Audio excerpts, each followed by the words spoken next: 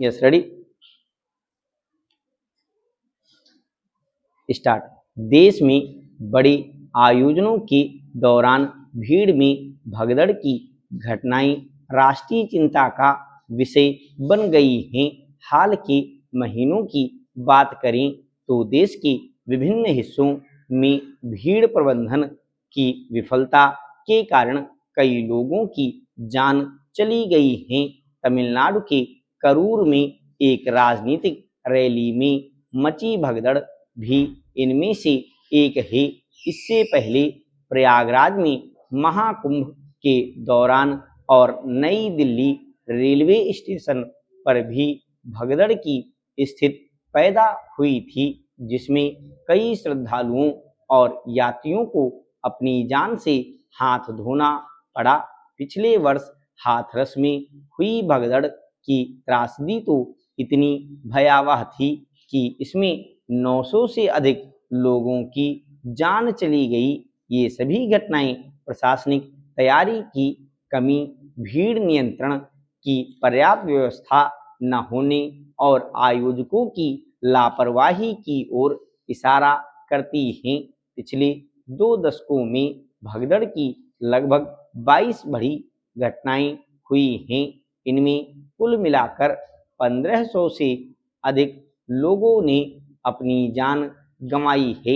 ये आंकड़े इस बात की गवाही देते हैं कि भीड़ प्रबंधन में लापरवाही बरती जाती है, जो बार बार त्रासदियों का कारण बनती है। अनियंत्रित भीड़ से होने वाली इन दुर्घटनाओं के कई प्रमुख कारण हैं, जो प्रत्येक घटना में समान रूप से सामने आते हैं। सबसे पहली समस्या यह है कि अधिकांश आयोजनों में अनुमानित संख्या से कहीं अधिक लोग आ जाते हैं। हाथरस की घटना में प्रशासन को 50,000 लोगों के आने की सूचना दी गई थी, जबकि वास्तव में वहां 2.5 लाख से अधिक लोग पहुंच गए। इस तरह की गलत सूचना या जानबूझकर कम संख्या बताने से प्रशासनिक तैयारी अधूरी रह जाती है। दूसरी बड़ी समस्या आयोजन स्थल पर पर्याप्त निकास मार्गों की व्यवस्था न होना है। कई बार भीड़ के प्रवेश के लिए तो व्यापक व्यवस्था होती है, लेकिन कार्यक्रम समाप्त होने पर बाहर निकलने के लिए रास्ते छोटे या कम पड़ जाते हैं। इजरायल और हमास के बीच 2 वर्षों में चल रहे युद्ध पर फिलहाल विराम लग गया है। दोनों पक्ष शांति की राह पर लौट आए हैं। अमेरिका की ओर से तैयार की गई समझौता योजना के प्रथम चरण में हमास ने 20 बंधकों को रिहा कर दिया है और बदले में इजरायल ने 1900 से ज़्यादा फिलिस्तीनी कैदियों को रिहा किया है। इसके साथ ही अब तक बारूदी आग की तपिश झेल रहे गाजा के नागरिकों ने भी राहत की सांस ली है।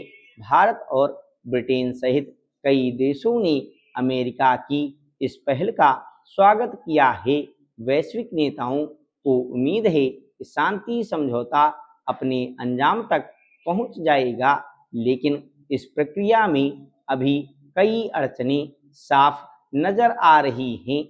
हमास के निरस्त्रीकरण, गाजा के शासन और फिलिस्तीन को राष्ट्र के रूप में मान्यता देने जैसे जटिल मुद्दे अब भी अनसुलझे हैं। ऐसे में इस पूरी कवायद को फिलहाल सिर्फ युद्ध रोकने के अस्थायी उपाय के तौर पर भी देखा जा रहा है।